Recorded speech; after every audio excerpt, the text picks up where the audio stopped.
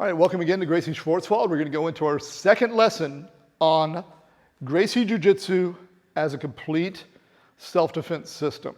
Okay, so we started very simple with just the very basics, and the first thing we covered was just your basic stances, right? Why? This is where all your power comes from, standing.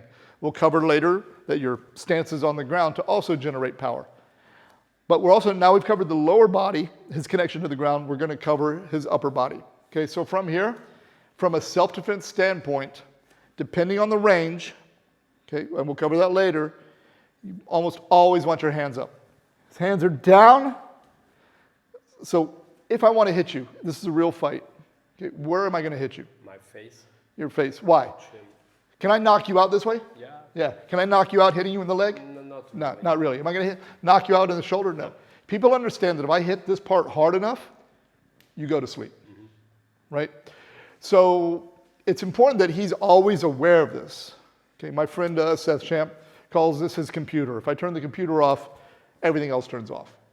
Okay, so his hands are up right now from a purely kind of low threat situation. He's not sure of my intentions, but I'm not being very aggressive. His elbows are close to his body, so he's not like this. And his hands are up and together. Okay, so he's not like this. Turn this way. Because right now, it's very simple for me to get to his head. I can hit his head, I can grab his head. You'll see later we want to always maintain inside control as much as possible. So his hands are here.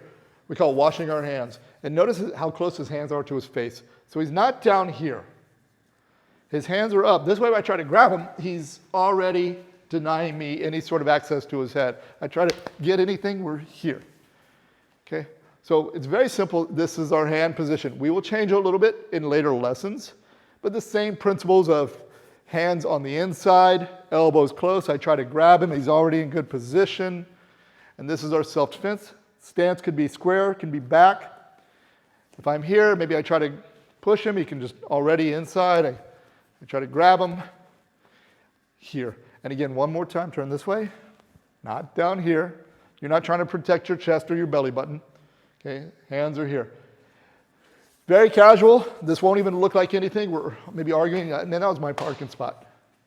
Okay, doesn't look like he's doing anything. This or this. Now he's making the situation more aggressive. He puts his hands like this. Oh, okay. You want to fight about this? No. This is, and he can be talking. Very important. He's always talking, calming me down. Calm down, buddy. I try to grab him. He's Whoa. here. Okay. So now we've covered the lower position and the upper position as just a basic default. You fight like you train. You defend yourself like you train. Okay, so you should always practice this as much as possible, because if I'm coming into class all the time and I'm training, just my hands like this, here. And I really emphasize this because I tell my students all the time, go on YouTube, type in like a street fight. What you'll see is two guys talking to each other like this. Who wins this fight? The one who hits first. Right? Because where are both their arms most time? Yeah. They want to show they're not afraid or something. They're down, bam.